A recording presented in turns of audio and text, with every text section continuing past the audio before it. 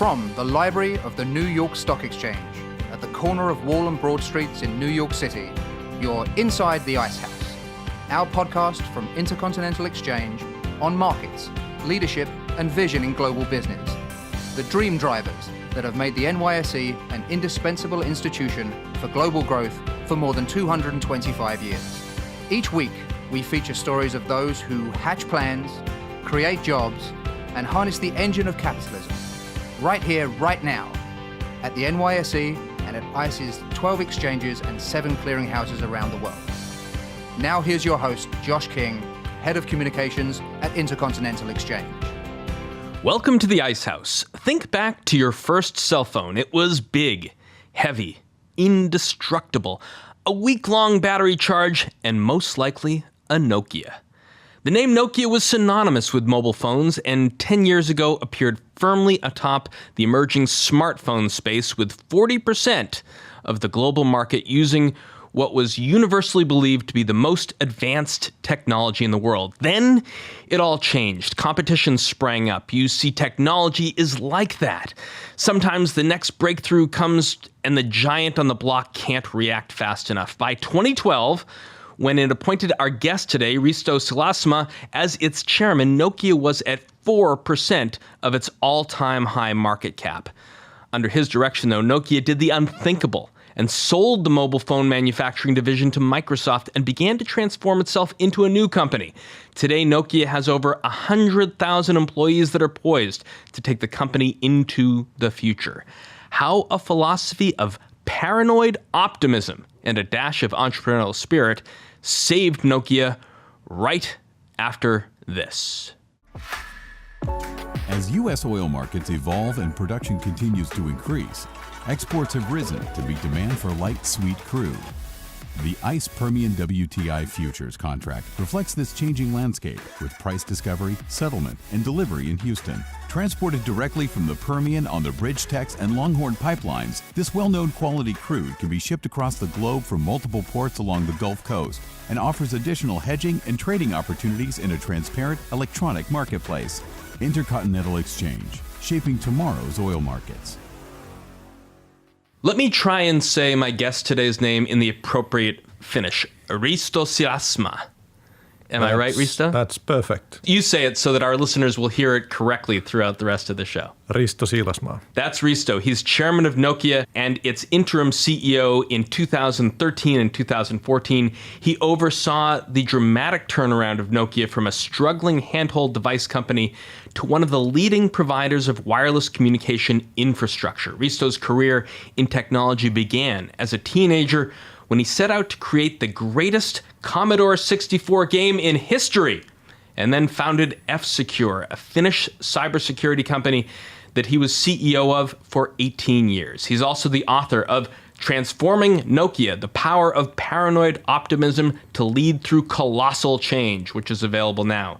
He's at the New York Stock Exchange today on the book's press tour and to ring our closing bell this afternoon. Welcome to the Exchange, sir. Thank you. Were you successful in creating a better adventure game than Zork? We all want to know. Well, I was well on my way to doing that, but then I just ran out of capacity in the Commodore 64. Zork was the best text-based Dungeons and Dragons game of those days, before graphics became a big thing. And I was working on understanding natural language.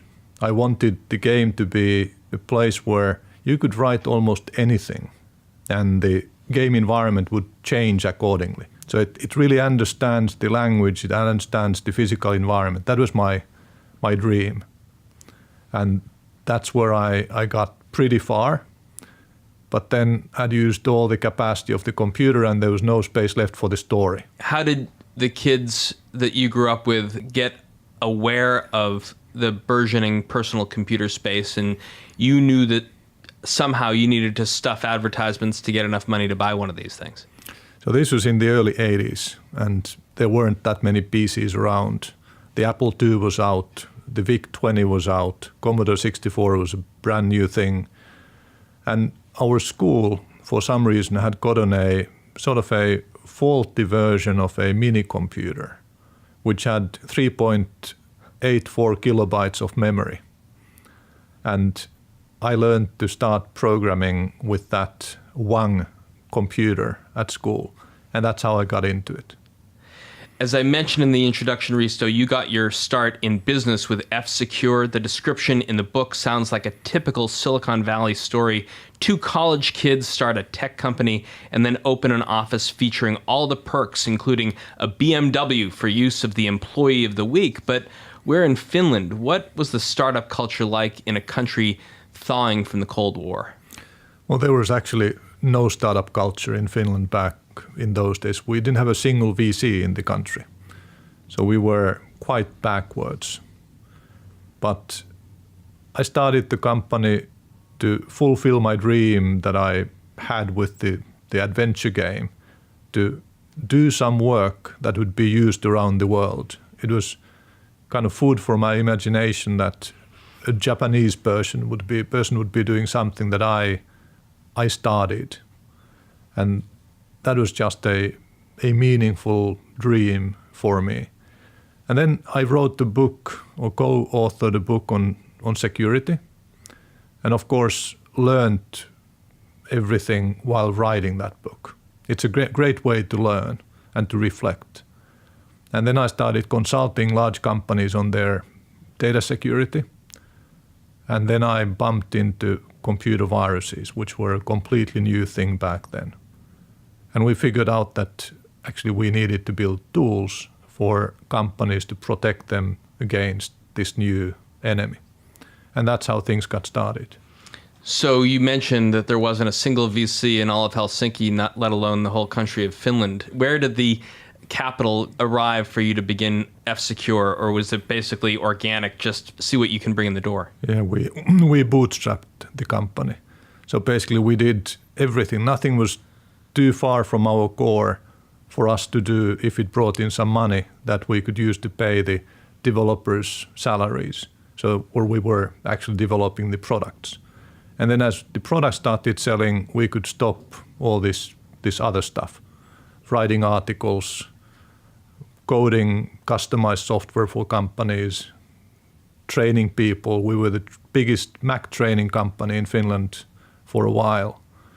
So we did everything to make the money to create these products. So let's skip way ahead now. We were just talking about the 1980s and 1990s in Helsinki. It is now 2008. You've joined the board of Nokia at a time when this sound owned the smartphone market.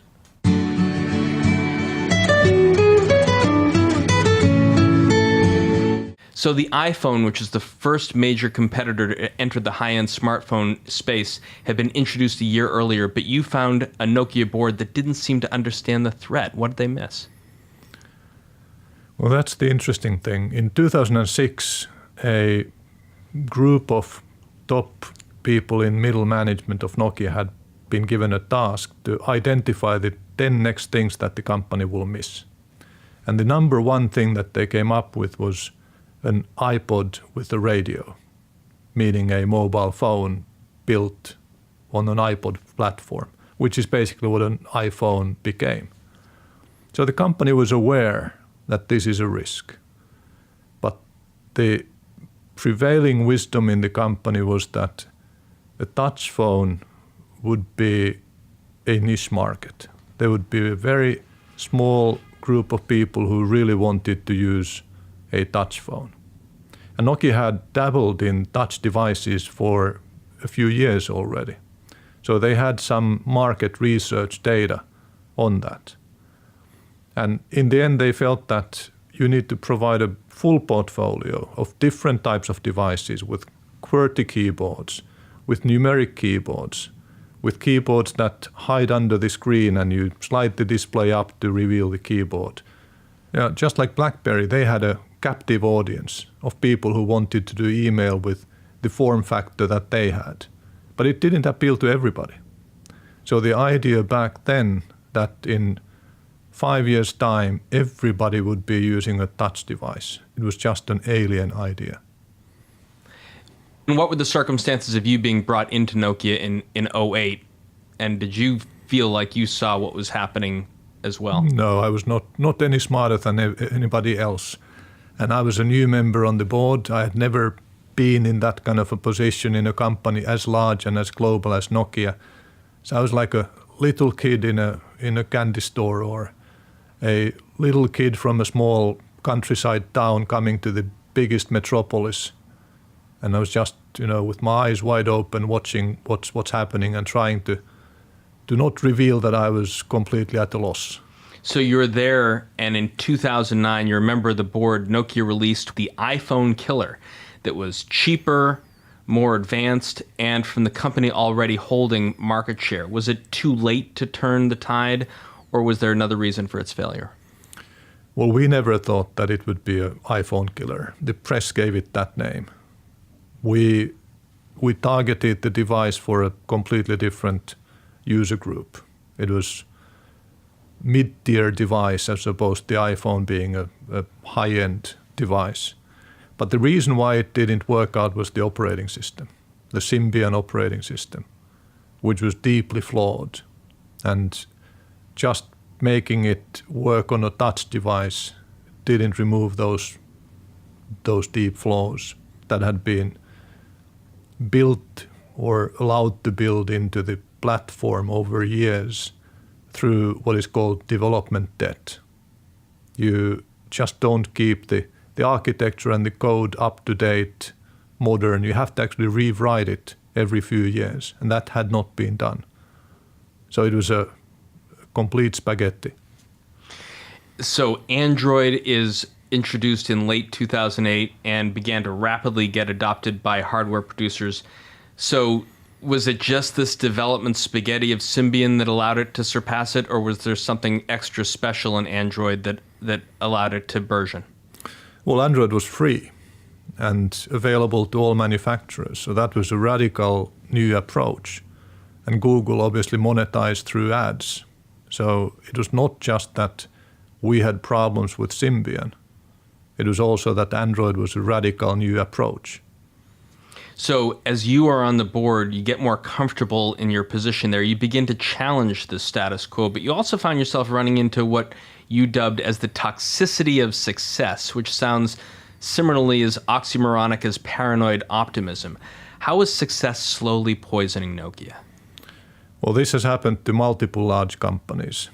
The kings of an era that when things change are very slow to react. And I think I witnessed some of that as well. So when you're truly successful, you start sort of believing that if you just keep on doing the same things, you'll continue to be successful. You almost feel as if you have earned that success in advance.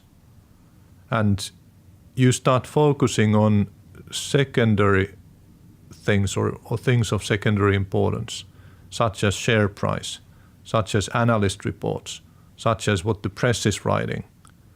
And for the press and the analysts, those are not of secondary importance. But for a company, the things of first importance are customers, the competitiveness of the core technology that we base our business on, our own employees.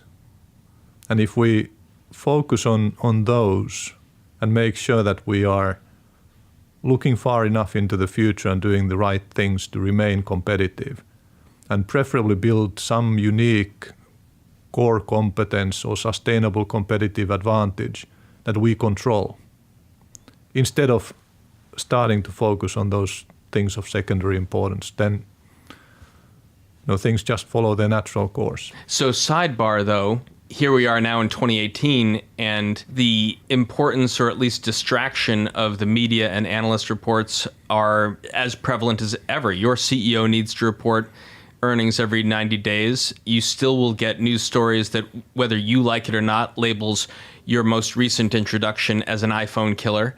So you can't stop the onslaught of the external forces who need to hear from your company. How do you almost insulate yourself from that noise?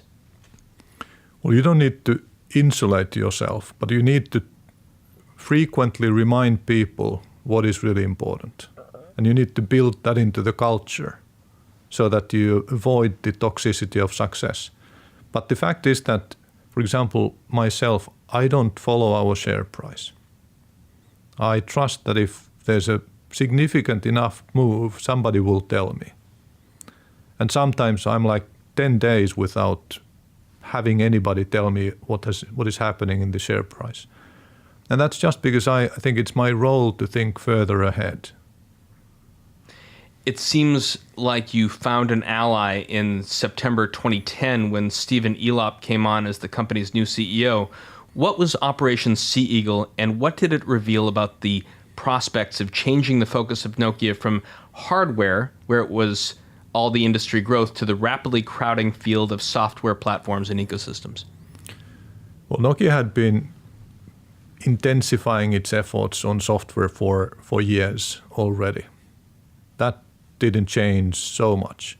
But what had happened earlier was that from already the 90s, when these not so smart mobile phones came to the market, the portion of software code on them was pretty small. So it was easily customizable for each device because there was so little code. But then when we came to the smartphones, the amount of code in those devices grew and grew and grew. But Nokia continued with the old model of customizing the software for each device. And if we had 40 devices a year, that meant that our source code tree forked 40 times. And much of the work was spent on those branches, which didn't lead anywhere. They were dead ends. And all the OS-centric companies such as Apple and Google or Linux and Mac OS, they were just focused on keeping the trunk healthy, putting the maximum effort on creating competitiveness in the trunk rather than the branches. And that was the big thing for Nokia. We kept the old model for way too long. When Stephen Elop came to the CEO role, he started a project to find out what's happening in the company, what are the assets. And that project was called Sea Eagle. And to the great shock for all of us, we found out that Symbian was in such a sorry state that it was pretty much not salvageable anymore. But even a bigger shock was that the OS that we have placed all our future hopes on, called MeeGo, was also a no-go. And this was such a shock that I still remember the moment when we were told.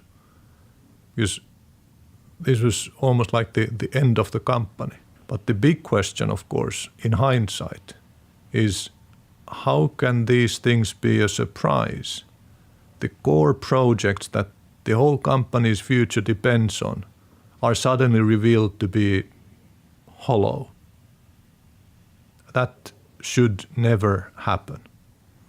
And this is one of the things that I'm reflecting in my book. How do we find out earlier? How do we build a culture that will naturally bring this bad news to the top much, much earlier? And how do we prevent these things from happening in the first place? In the end, Risto, Nokia chose to double down on its hardware and instead made a strategic partnership with Microsoft.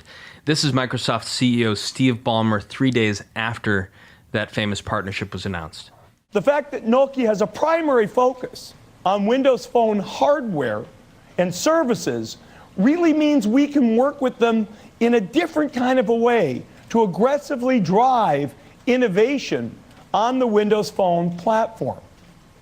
Nokia shares our focus on growing the overall Windows Phone ecosystem. Their global expertise and focus on all price points and market segments will benefit Windows Phones broadly and Nokia's Windows Phones specifically. Nokia's location and mapping services will improve our joint experience. So Ballmer, formerly the president and then CEO of Microsoft, now known, of course, as the owner of the Los Angeles Clippers, but the partnership with Microsoft didn't pay off right away and led to numerous changes. You were even thinking of stepping down from the board at some point. but instead you got a call from Nokia's vice chairwoman asking you to replace Jorma Ollila as the chairman. What were your reactions at that moment? Well, I realized that the company was heading downwards and there's an existential risk. So I sort of had my eyes open to the possibility that maybe my face would be linked to the demise of Nokia forever. And this was a big thing in Finland. Not necessarily such a big thing worldwide, but in my home country, it was a huge thing. So a huge risk. But then who would I myself ask to take the chairman's role if I would myself decline? And saying that I don't dare do that. You do that. I mean, it just didn't fit with the image that I had of myself. So I felt I didn't have an option anymore. I had been fairly critical of certain things in the company, and then I was given a choice to have some influence on those. And if I would reject that, then, I mean, why would I have complained in the first place then? What was the conversations like outside of Nokia, people that you trust? You're being asked to take the chair role of this storied Finnish company that you don't know yet whether or not it can be saved, but you also think that if you don't step up, how can you ask someone else to? But how are you bouncing that idea off of people you really trust? Or is that all an internal conversation? Well, of course, I discussed that with my wife. Didn't talk about it that much with others, because it's really not a thing that should be too much influenced by how others will perceive you if you do A or B. Because it shouldn't be about perception, it should be about what is meaningful and what is right. The fact is that I was very optimistic. I think I'm always optimistic. I think many entrepreneurs are almost stupidly optimistic that they will always, find a way through all problems. Things will always work out. And through my career as an entrepreneur, from the Finland in the shadow of the Soviet Union to Finland becoming a hip country in the world because of Nokia's success, and then my own company becoming publicly listed and growing to be a global cybersecurity force, I had faced so many challenges, and at times I had thought that this is the end. But we always survived. So I sort of have grown to believe that there's always a way forward. So I was quite optimistic, even if I probably shouldn't have been. The Wall Street Journal's Simon Constable and Drew Dow did not share your optimism at the time. I want to hear a clip of them. We got the new chairman, Risto Silasmaa, saying it's no secret Nokia is going through a very difficult period. Not a secret. Not True. a secret. Definitely not a secret. Struggle. The secret is how they're going to get that mojo back. And I'm not sure anyone knows the answer to that, including them. I mean, they've signed this deal with Microsoft where they're going to use Microsoft software and roll out new phones, and the first ones are out. But they're not getting massive take-up, and they sort of have two problems. We all know that they're not competing very well with Apple and Android in the smartphone market, but now they're facing this problem of having their large market share eroded from underneath them in the developing world by manufacturers like Huawei and ZTE that are making cheaper. So Risto, later in the clip, they quote you as saying you would bring entrepreneurial leadership to the company. What were the first steps you took after being chairman? Well, there were many sort of symbolic changes with which I tried to communicate that there's a more open approach to things. For example, I dismantled the office of the chairman, and I took a desk in the open office. We gave up the limos that were rented for each board member individually to chauffeur them from the meeting to the hotel and so forth. And we all drove in the same bus. And all sorts of these small things. We gave up the gavel in the meetings. We gave up the nameplates. We gave up arranged seating. And we gave up the dress code. And we created golden rules for the board behavior.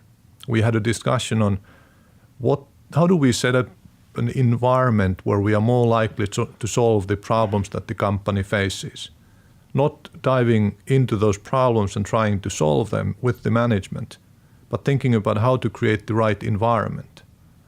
And we came up with 7 golden rules. The first one of which was assume the best of intentions from others. So building trust. And when there's trust, we dare to say what we think. We dare to look at the bad news straight into the eyes. The final one of those golden rules was that any meeting where we don't laugh out loud is a dismal failure. And I always make it my goal to have the board laugh out loud during the first 10 minutes of the board meeting. What, I pray tell, are your tricks of making a board of Finnish directors laughing out loud?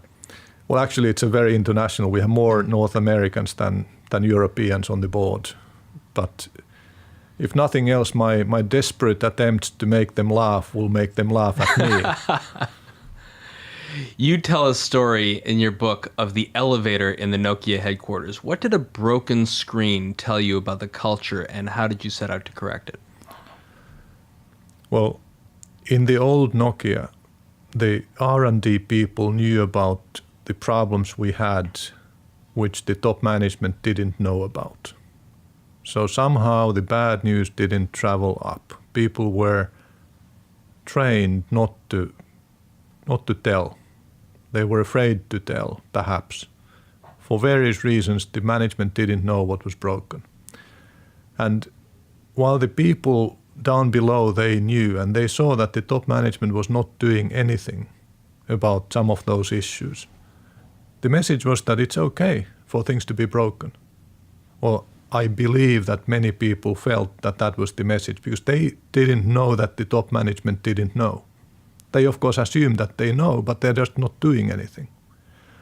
And after that, I have always been allergic to visible signs of things not being okay, visible broken things, because I'm afraid that they communicate that same message, that it's okay for our things to be broken. So when I saw this new display screen that had been just installed next to the elevators, which gave the weather and the company news, showing a blue screen, a Windows blue screen. Mm-hmm. We've all seen those in different places. We have, yes. And the next day, the same blue screen was there. No one cares. Yeah, no one cares. So I had to contact the IT department and ask them, when are you going to fix this? At least turn it off. And they said that it will be fixed today. And you might think that this is something a chairman should never spend time on. It's micromanagement, it's whatever. But for me, this was part of the culture. We all have to have a sense of ownership for the small details. And because the small details communicate loudly. So just as Nokia was seeing some success with its Lumia smartphone line, Microsoft introduced the Surface and announced a binary break in its Windows operating system. How did these two events affect any chance of Nokia turning around its handheld business? Well, of course, it's always impossible to say how things would have turned out if something had gone differently. It's speculation. And we could speculate what would have happened if Nokia had adopted Android in 2009. We might be in a worse place today than we are. That might have been the outcome. And same here, if the binary break and all that didn't happen, maybe we would be in a worse place somehow. So it's sort of needless to speculate too much. But the fact is that in many businesses, momentum is your best friend. Because when you get momentum, it becomes easier to increase that momentum. And with the binary break, which meant that all the software that you have so far will have to be rebuilt for the future devices. And vice versa, all the software that will be developed for the new devices will not work in the old devices. It means that for anybody who is interested in buying a Windows Phone device, they should wait for the next generation. Because if they buy today, no new software will be written for these devices. And Microsoft announced the binary break. And at the same time, they announced that the next OS is delayed. So this was a double whammy. And we didn't know that they would be announcing it at that time. If they had told us, we would have told them that this is a bad idea. And of course, they didn't mean anything bad with it. It just happened. And it stopped our momentum. The paranoid optimism that you bring into situations leads you to walk into them with plans based on all of your perceived outcomes of any business decisions. So at that point, when Steve Ballmer asked to meet with you in 2013, you came armed with plans A, B, and C, and a multitude of sub-contingency plans for each course of action depending on how this meeting goes. This kicked off an intense series of negotiations that you capture over several chapters of transforming Nokia. Can you give us a summary of what happened over those series of negotiations with Ballmer? Well, actually, it was a really positive experience. I truly respect Steve Ballmer. He was honest, logical, calm. He was a good negotiation partner. I would gladly work with him again. After the break, Risto will take us through the transformation of Nokia from the brink of bankruptcy to today. That's right, after this. Billions of dollars in funding have been cut from youth sports programs in recent years, leaving millions of students unable to play. Dick's Sporting Goods believes sports matter. Sports build character, increase confidence, and motivate kids to stay in school and aim for higher education.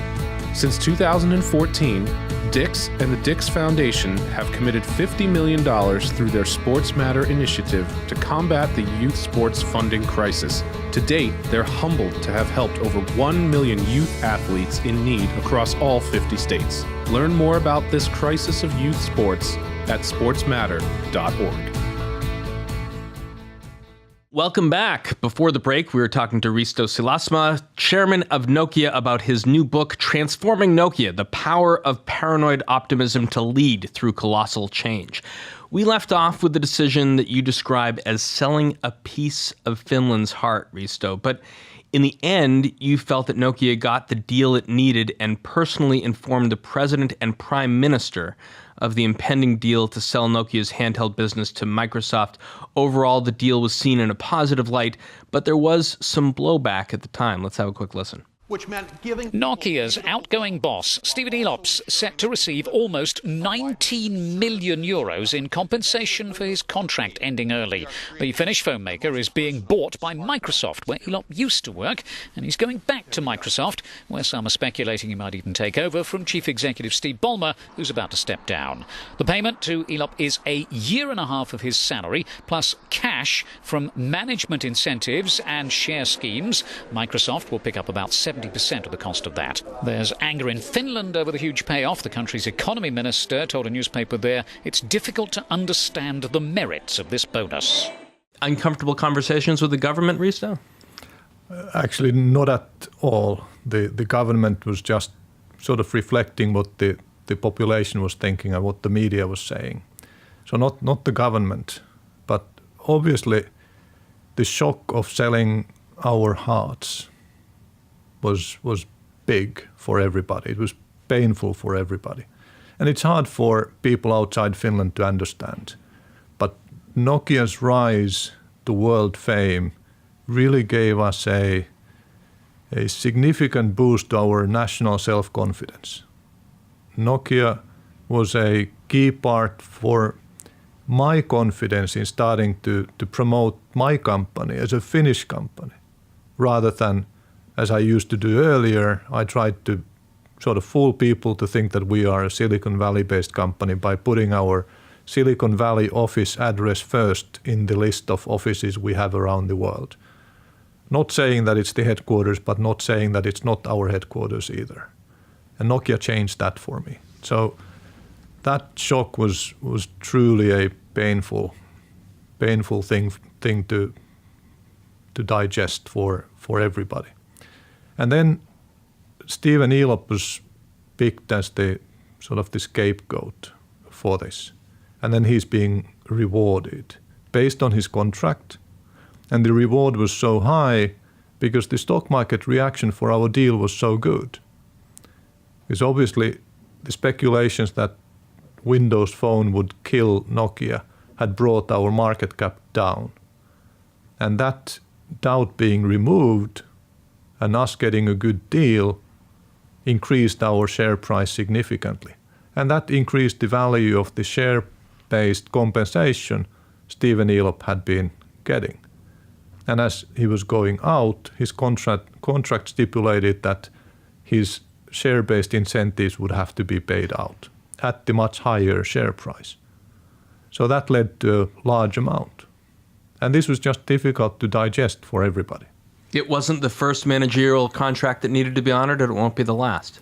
Yeah, and the way I tried to explain it is that our word is our bond. And Nokia needs to be trusted. So if we sign a contract, we'll uphold that contract, even if it's not appealing at the time.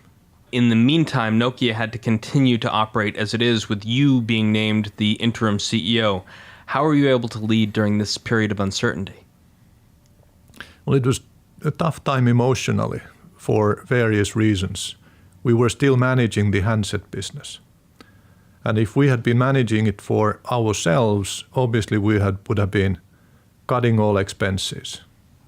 But we were also managing it for Microsoft. We had 25,000 people who would be moving to Microsoft.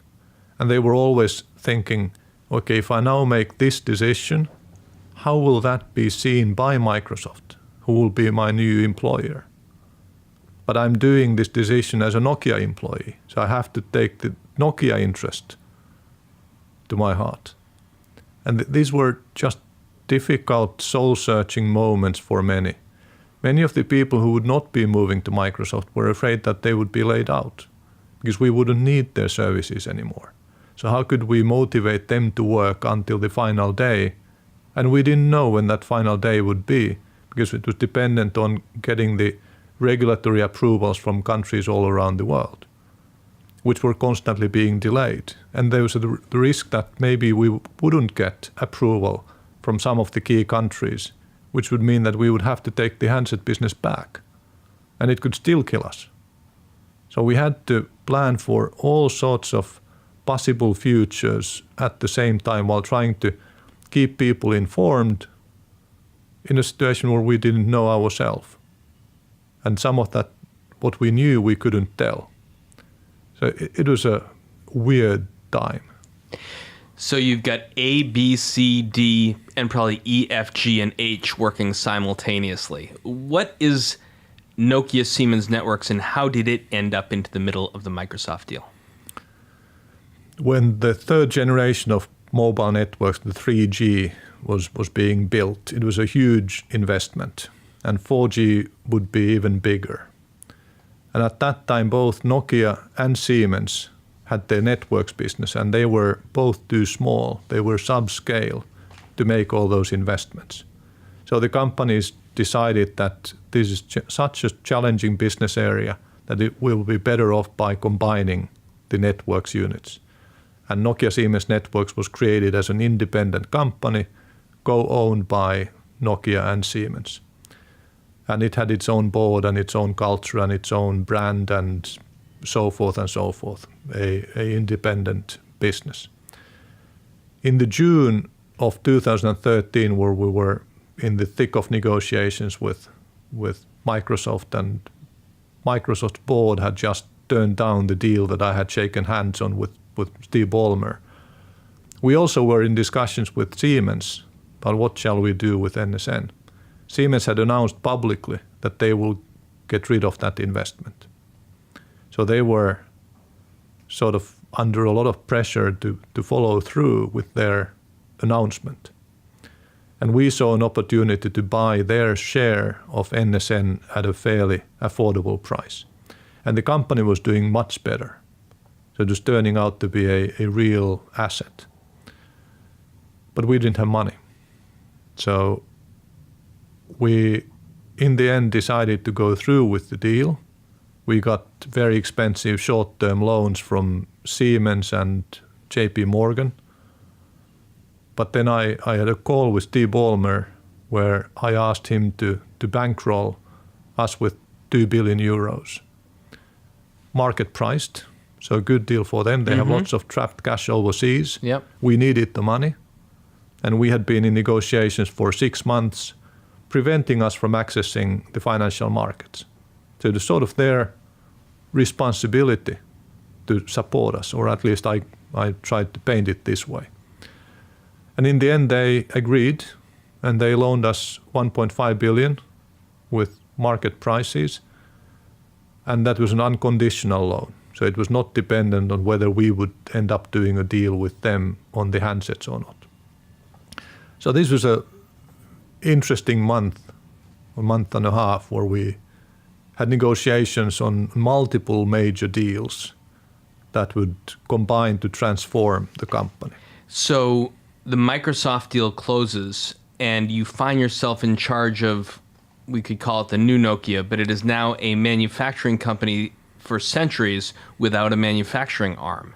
This was what you call it in the book, a recipe for reinvention. What were the ingredients that you were working on putting into this recipe, and what did the board decide to do? It's true that it was a sort of a being between two places, but actually being nowhere, a purgatory of some sorts, where we had a mapping business, which was an independent digital mapping business called Here, with their own brand and their own offices. And we had NSN, which was a financial holding. We owned it completely, but it was completely independent. And we only had some hundreds of employees that were in the mothership. So we basically didn't have a business. And we had to decide, what shall we do? And there was the risk of having to take the handset business back, which we were still operating at that time, but it was on its way out to Microsoft. So this was a wonderful opportunity to reinvent a 150-year-old company. One rarely gets that opportunity, but there were lots of limitations as well into what we could do. And we decided that we'll do 5 things. First of all, we'll come up with a vision for the new company. We'll come up with a strategy to execute on that vision. We'll design an organizational structure that would best be able to implement this strategy. Then we would put people into the organization and appoint a CEO. And then finally, we would decide what kind of a balance sheet structure we would need to execute on all this. So these were 5 clear steps that we had to fulfill. And I was interim CEO and chairman, working on these 5 things full time, and had a good colleague taking care of much of the daily operations and communicating with the street and so forth. And this took 8 months for us, and we created a vision of the programmable world and became a player that builds the infrastructure for the programmable world. So after 2 years, Risto, of having the interim CEO title, you handed the job to Rajiv Suri, who was the CEO of NSN. He, I guess you would say in the book, was unknowingly on a year-long job interview as the two of you worked through the reorganization of the new Nokia. Why was he the right person to bring together these differing cultures of NSN, Here mapping, and advanced technologies? Well, Rajiv has been working for Nokia for decades. So he really knows the Nokia culture, the good Nokia culture. And as we were going to focus on the operator market, he knew all the operators. And he had turned NSN around. So we were riding a wave of success. And he turned out to be the right choice. And it's always better to promote somebody you know than go outside and recruit an unknown. Even if you do a careful job of interviewing, you never truly know that person the way you know somebody you have worked with. So that's why most companies say that one of the signs of good leadership is that that leader creates bench strength underneath him. And that's, by the way, a key metric for us today that we track diligently, both in the board and the management team, for every division, for every department. So you've got Rajiv in the CEO role. You are now free of that. You begin to explore the next move for the company, which was already revisiting something that came up during the Microsoft deal, a merger of NSN and with AlcatelLucent's wireless business. You came armed with plans for all the possible outcomes of approaching AlcatelLucent's chairman, but surprisingly found a willing partner. Why was the combination of the companies like two jigsaw pieces? Well, we had what we called ourselves a one-trick pony in the mobile business. We were a mobile broadband specialist. We didn't have fixed networks. We didn't have routing equipment. We didn't have a large software business. We lacked many of the pieces that an end-to-end network needed to have. AlcatelLucent had all those pieces. They were an end-to-end company. But their mobile broadband business was subscale and was bleeding money. It was hemorrhaging money badly. So they couldn't afford that.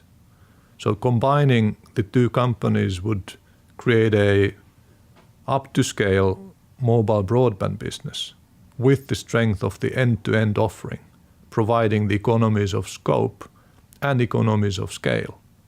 And that's why the two pieces fit together so well. So in this case, Nokia was the acquiring company, but what did you learn from your experiences with Microsoft that help you in these negotiations with AlcatelLucent? Because the shoe's on the other foot. Well, we practiced quite a bit how do we negotiate and what's important in a negotiation. And some of the pragmatic learnings were that small teams are always better than large teams. So we ended up with what we call the 4x4. We had the chairman, the CEOs, the chief legal officers, and the chief financial officers. This was a good negotiating team. So when we went into the first meeting with AlcatelLucent, and I welcomed the AlcatelLucent team to the meeting, and I told them that we have learned some things in the Microsoft process.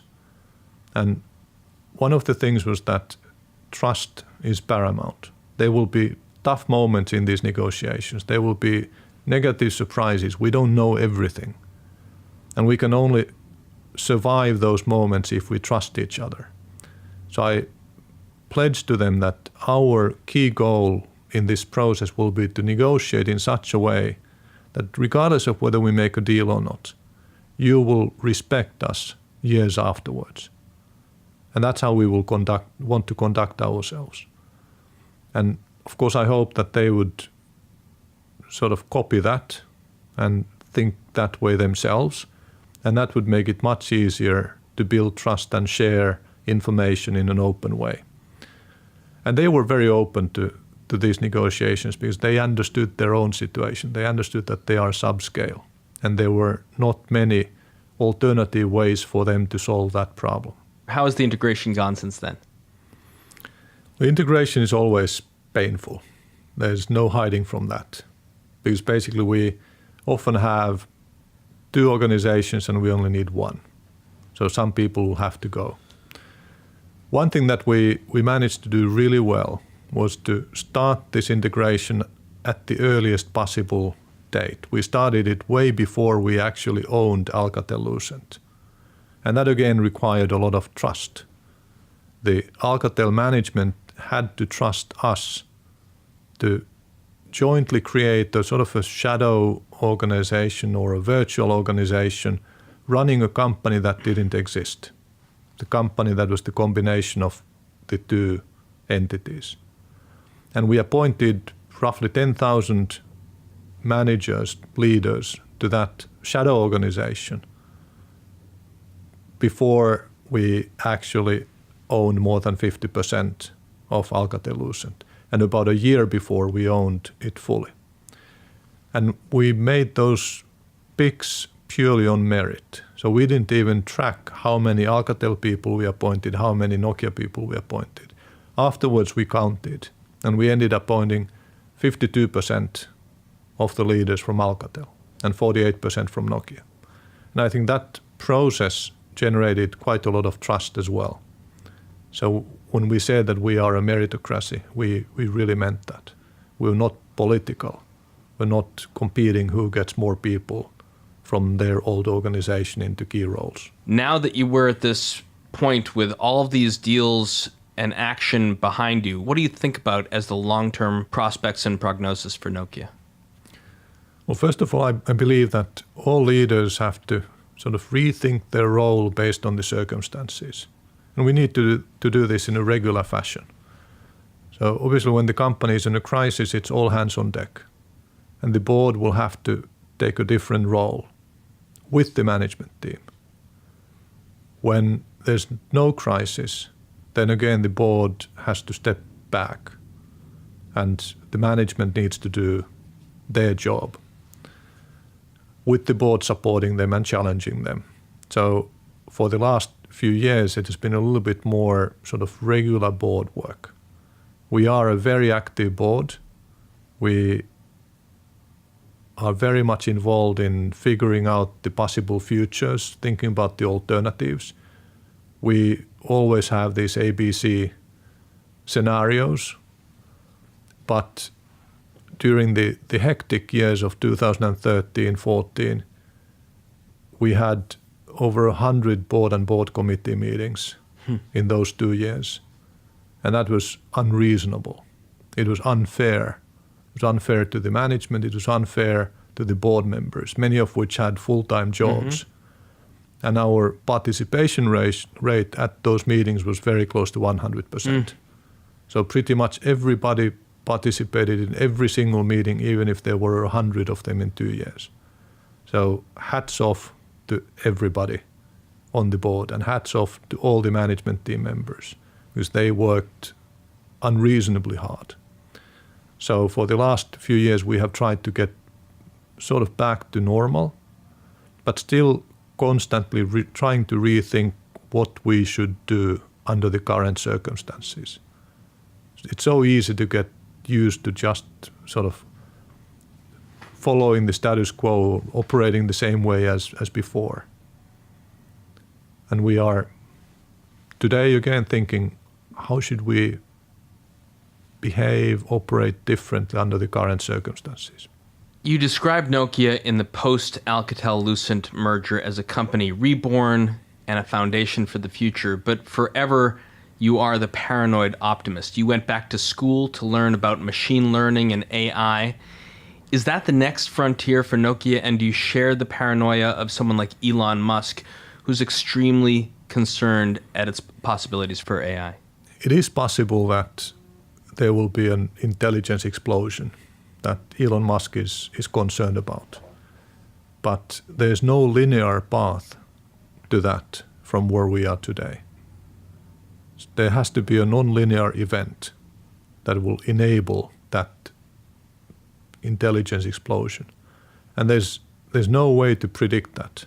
Somebody will have to make a disruptive innovation, disruptive invention for that to be possible. So it's something that I think we need to be thinking about, and it's good to be paranoid about it. But it's not foreseeable. It's not possible to predict that. However, what we can do on the linear path with machine learning is disruptive by itself. I think we can generate so much higher productivity, and we can solve so many issues that we have, some of them perhaps these existential issues that the whole of mankind faces, that we just need to keep on investing in that. And it's from the Nokia point of view, it's for our customers' benefit, and it's for our employees' benefit, augmenting our employees to become better at what they do. And therefore we created a 5-stage program to accelerate Nokia's journey into the world of machine learning. As we wrap up, Risto, a recent article in the Harvard Business Review that you wrote, you highlighted that not only will AI disrupt everything, but everyone who works at Nokia will be required to know the ABCs of AI as well as the company's code of conduct. You expect them to read the code of conduct. Why do they all have to go back and get their PhDs in AI? Well, they don't need to get their PhDs in AI. I have compared this to how well do you know how an internal combustion engine works? think most of us who drive a car, we have some idea of how the engine works. But we are not car mechanics. We can't build a car, we can't even fix a broken car. We won't even dream of trying. This is the level of understanding that we all need from machine learning. Then there are the car mechanics, who are the coders and developers and data scientists. But not everybody needs to be at that level. But in order to be able to identify a business problem that can be solved using machine learning, we have to understand how machine learning works. In order to be able to ask the right questions, when somebody comes to you with a machine learning-based solution, you have to understand how machine learning operates. That's basic business competence nowadays. So when I meet with audiences of CEOs and chairmen, I often ask them, how many of you think that over the next 5 years, machine learning will be a core source of competitive differentiation for your company? And then they all raise their hands. Then I ask them, how many of you understand how machine learning works? And then 1% of them raise their hands. And then I'm asking, how is this possible? I mean, how can you tell me that you believe this is a key technology for your own company's future, and you have no idea how the technology works? What are you smoking? And then I tell them that I was exactly in the same situation myself. So I can talk about this in this fashion because I have been guilty as charged myself. But it is possible for us to learn. It's not rocket science. It's simpler than people believe. Oftentimes leaders are get trapped into having others explain to them how things work. We get a deck of 10 PowerPoint slides, and then we learn by heart some lines, and then we repeat those like parrots to different audiences, and we sound smart, but we don't actually understand what we are talking about. And if it's really important for the company, we must, and we can. From that first game of Zork on the Commodore 64 to AI, Risto Silasmaa, thank you so much for joining us in the Ice House. It's an incredible journey. Thank you. It has been fun. That's our conversation for this week. Our guest was Risto Silasmaa, chairman of Nokia and author of Transforming Nokia, The Power of Paranoid Optimism to Lead Through Colossal Change, available now wherever you get your books. If you like what you heard, please rate us on iTunes so other folks know where to find us. And if you've got a comment or a question you'd like one of our experts to tackle on a future show, email us at icehouse@theice.com or tweet at us at NYSE. Our show this week was produced by Pete Ash and Ian Wolfe, with production assistance from Ken Abel and Stephen Portner. I'm Josh King, signing off from the library of the New York Stock Exchange. Thanks for listening. Talk to you next week. Information contained in this podcast was obtained in part from publicly available sources and not independently verified. Neither ICE nor its affiliates make any representations or warranties, express or implied, as to the accuracy or completeness of this information, and do not sponsor, approve, or endorse any of the content herein, all of which is presented solely for informational and educational purposes. Nothing herein constitutes an offer to sell or a solicitation of an offer to buy any security or recommendation of any security or trading practice.